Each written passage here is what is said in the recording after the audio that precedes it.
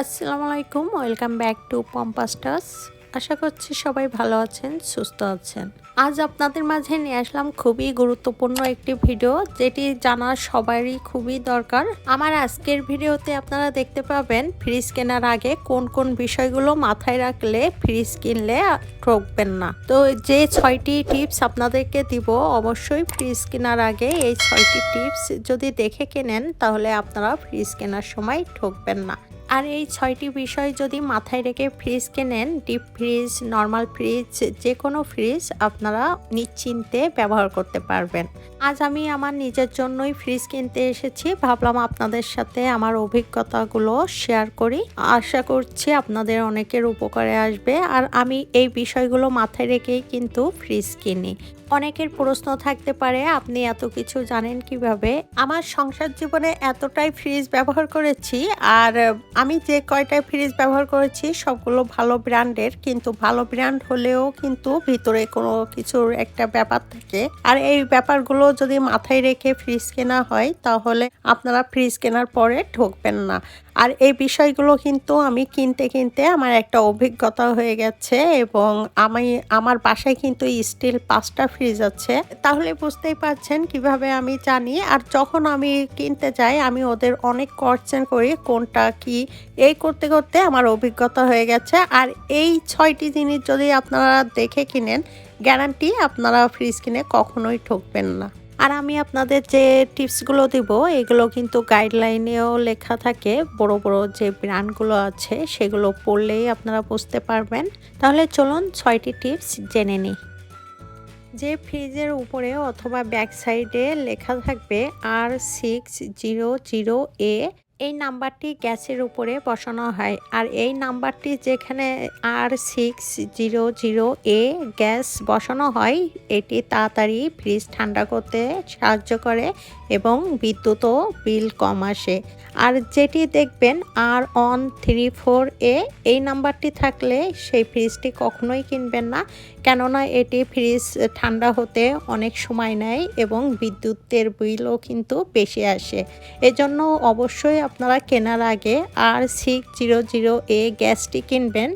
এই নাম্বারটি শুধু বসানো হয় নতুন গ্যাসে, আর পুরাতন গ্যাসে বসানো হয় R134A। তো এই বিষয়টি অবশ্যই ফ্রিজ কেনার আগে মাথায় রাখবেন। ফ্রিজ কেনার সময় এই বিষয়টিও আপনারা খেয়াল করবেন। দ্বিতীয় টিপস, আপনারা ফ্রিজ কেনার সময় দেখবেন ব্যাক সাইডে কপার কন্ডেন্সার নামে একটি পাইপ আছে।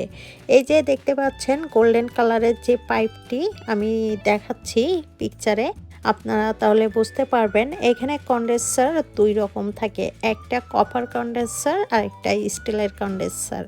কপার কন্ডেন্সার যেটা, সেই কালারের যদি দেখেন পাইপটি তাহলে আপনারা কিনবেন। এটি কিন্তু সহজে মরিচাও ধরে না, কপার কন্ডেন্সার, আর ফ্রিজ দ্রুত ঠান্ডা হতে সহায়তা করে।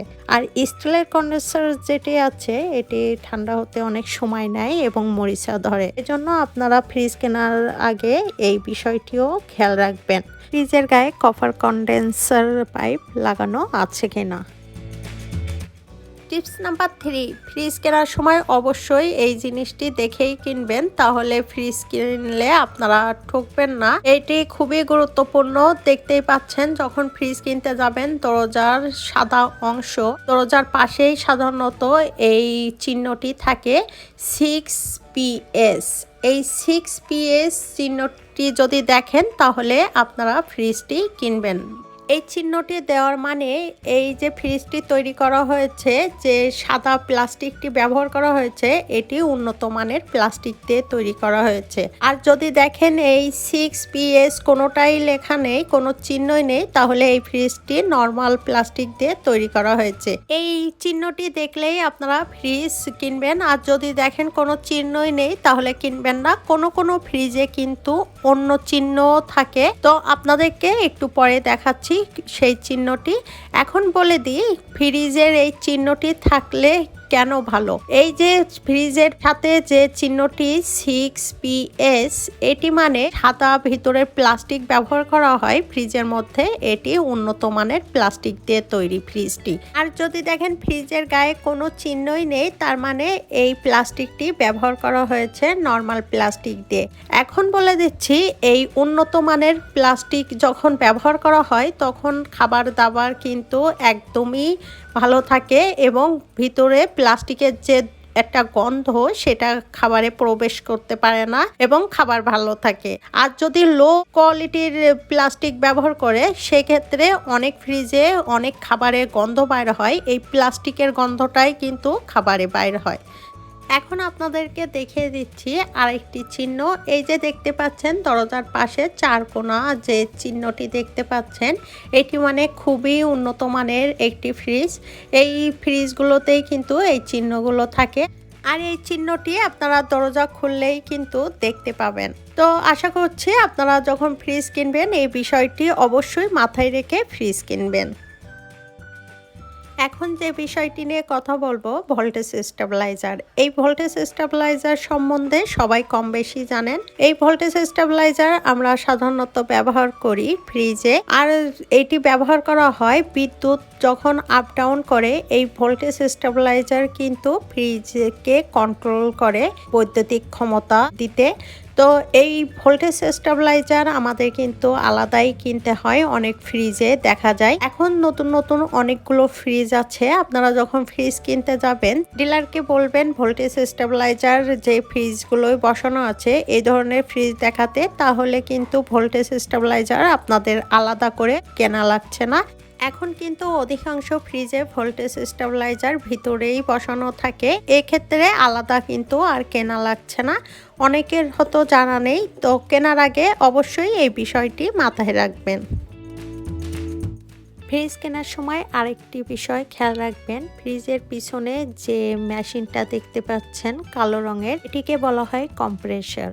এই কম্প্রেসর মেশিনের মধ্যে 2 রকম কয়েন বসানো থাকে, আর এর মধ্যে একটি থাকে কপার কম্প্রেসর আর একটি থাকে অ্যালুমিনিয়াম কম্প্রেসর। এই কম্প্রেসরের মধ্যে কপার কম্প্রেসর যেটি লেখা থাকবে বইয়ের মধ্যেই আপনারা পেয়ে যাবেন। আপনারা হয়তো অনেকেই ভাববেন এটি আমরা জানবো কিভাবে। এই কয়েন যেখানে দেখবেন এই গোল্ডেন কালারের কপার কম্প্রেসর লেখা আছে, মানে এই মেশিনটি ভালো। আর যেটিতে অ্যালুমিনিয়াম কম্প্রেসর বসানো থাকে এটি সহজে কয়েনটি পুড়ে যায় আর সহজে নষ্ট হয়ে যায় মেশিন। আর কপার কম্প্রেশন মেশিন যে কয়েলটি ব্যবহার করা হয় এটি উন্নত মানের এবং লং লাস্টিং। আপনারা ফ্রিজ কেনার আগে অবশ্যই দেখে কিনবেন কপার কম্প্রেশন মেশিনটি বসানো আছে কিনা। ফ্রিজ কেনার আগে গাইডলাইনটি পড়ে দেখবেন খুব ভালোভাবে, তখন বুঝতে পারবেন মেশিনের মধ্যে কোন কম্প্রেশনটি বসানো রয়েছে। কপার কম্প্রেশনটি বসানো থাকলে অবশ্যই আপনারা এই ফ্রিজটি কিনবেন। সর্বশেষ টিপসটি হলো, ফ্রিজ কেনার আগে আপনারা এই বিষয়টিও মাথায় রাখবেন, যখন ফ্রিজ কিনবেন দেখবেন ডিপ ফ্রিজটি নিচের দিকে কিনা। ডিপ ফ্রিজ যদি নিচের দিকে হয় আপনারা অবশ্যই সেই ফ্রিজটি কিনবেন। অধিকাংশ ডিপ ফ্রিজগুলো দেখা যায় উপরের দিকে, আর যখন উপরের দিকে আমরা কোনো কিছু রাখি ডিপে তখন কিন্তু সেই জিনিসটি ভারী হয়ে যায় এবং বরফ হয়ে যায়, আর সেই বরফটি ছাড়াতে এবং সেই ছাড়ানোর পরে অনেক দুর্ঘটনাও ঘটতে পারে।